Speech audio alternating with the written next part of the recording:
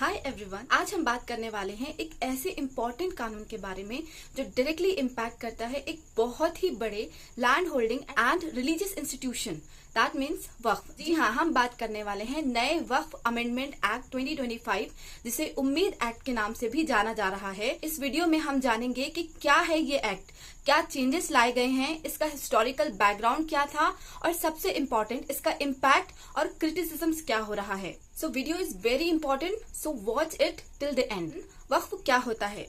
वक्फ एक Islamic concept है जहाँ कोई इंसान अपनी कोई प्रॉपर्टी, दुकान, मकान या बिल्डिंग्स गॉड के नाम पर, अल्लाह के नाम पे डेडिकेट कर देता है फॉर द रिलीजियस या चैरिटेबल पर्पस के लिए। ये प्रॉपर्टी फिर इरिवोकेबल हो जाती है, यानी इस प्रॉपर्टी को वापस नहीं लिया जा सकता। इस प्रॉपर्टी के केयर टेकर्स को मुतावलीस कहते हैं। इंडिया में अप्रोक्सीमेटली 8.7 लाख वक्फ प्रॉपर्टी है, जिनका टोटल एरिया है अप्रोक्स 9.4 लाख एकड़, वर्थ अराउंड 1.2 लाख करोड़। आज के टाइम में वक्फ बोर्ड्स इंडियन रेलवेज और आर्म्ड फोर्सेस के बाद देश के सबसे बड़े लैंड ओनर्स हैं।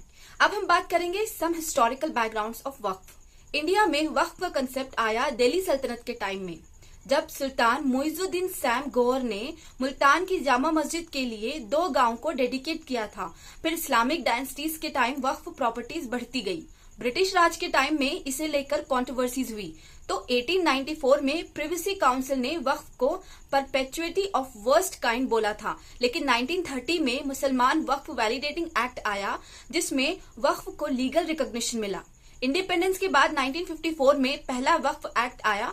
फिर 1995 में एक स्ट्रॉन्ग वर्जन वक्फ एक्ट 1995 इंट्रोड्यूस किया गया, जिसमें स्टेट वक्फ बोर्ड्स और ट्रिब्यूनल्स को एस्टैब्लिश किया गया। अब हम बात करेंगे मेन पॉइंट्स की, जो कि वक्फ एक्ट 1995 में दिए गए हैं। वक्फ एक्ट 1995 में मेजर प्रोविजंस थे। पहला, वक्फ बोर्ड का फॉर्मेशन, चीफ एग्जीक्यूटिव ऑफिसर्स, मुतावलीस की रिस्पॉन्सिबिलिटीज और वक्फ ट्रिब्यूनल्स के सेटअप्स के बारे में दिया गया था। ट्रिब्यूनल्स को सिविल कोर्ट जैसी पावर्स दी गई थी और उनके डिसीजंस फाइनल होते थे। अब बात करते हैं नए कानून की, जो अप्रैल 2025 में पास हुआ पार्लियामेंट में, जिसका नाम रखा गया उम्मीद।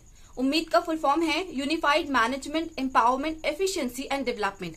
ये एक्ट वक्फ प्रॉपर्टीज के मैनेजमेंट में रिफॉर्म लाता है, ऐसा गवर्नमेंट का कहना है।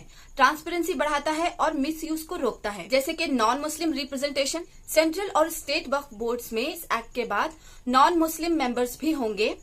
वक्फ बाय यूजर हटा दिया गया है, मतलब सिर्फ यूज के बेसिस पर कोई प्रॉपर्टी वक्फ नहीं बनेगी। सेक्शन 40 को रिमूव कर दिया गया है।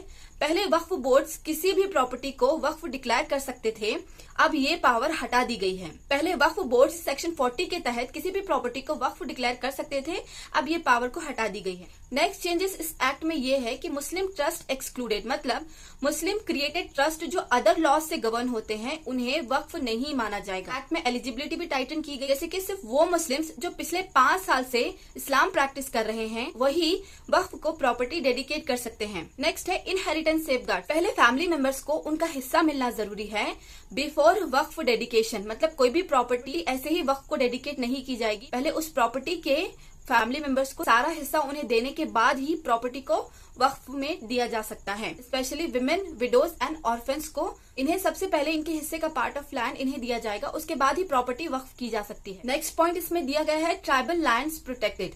इसमें ये कहा गया है कि schedule 5 and schedule 6 of this act ये कहता है ट्राइबल एरियाज में वक्फ स्टैब्लिश नहीं किया जा सकता। नेक्स्ट पॉइंट है dispute resolution. Government officer, collector या अपर रैंक का कोई ऑफिसर डिसाइड करेगा प्रॉपर्टी वक्फ है या नहीं। पहले इसको वक्फ ट्रिब्यूनल डिसाइड करता था। इस अमेंडमेंट एक्ट में इस प्रोविजन को हटा दिया गया है।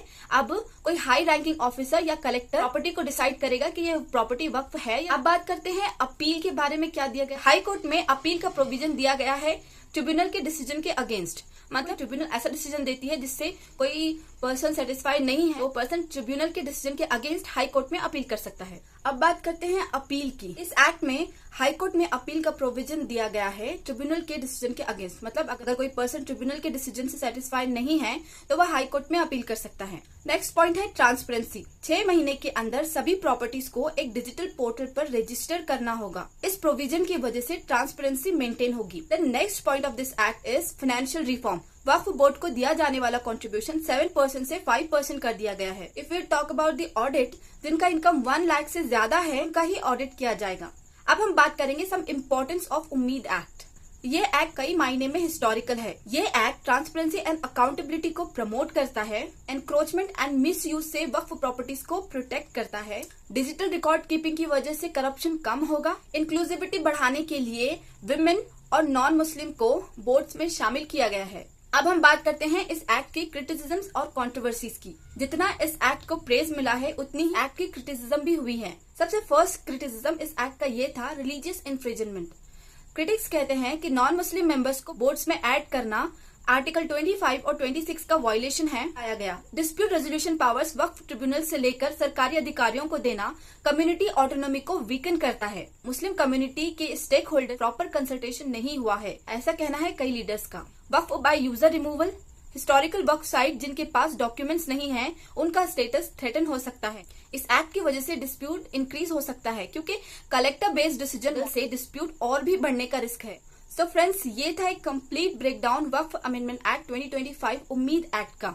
इस एक्ट ने कई सालों से पेंडिंग इश्यूज को एड्रेस करने की कोशिश की है, लेकिन साथ ही कुछ सेंसिटिव एरियाज में टेंशन भी क्रिएट की है। आपका इस एक्ट के बारे में क्या कहना है? क्या ये एक्ट एक बोल्ड स्टेप है या एक ओवररीच? कमेंट सेक्शन में जरूर बताइए। So that's it for today. We will meet with another video. Till then keep watching my video.